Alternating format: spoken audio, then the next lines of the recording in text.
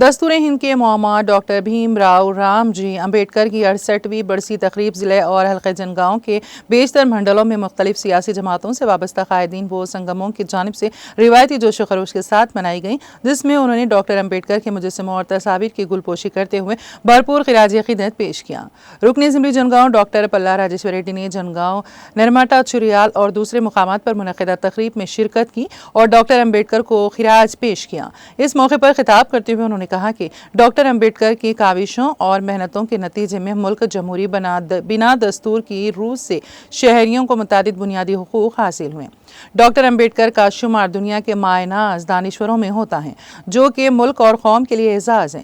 Doctor پلا Rajeshwar ready نے زور دیا ہے کہ عوام کی ہمہ جہتی ترقی اور فلاح و بہبود ڈاکٹر امبیڈکر کی تعلیمات پر عمل کے ذریعے حاصل ہوگا۔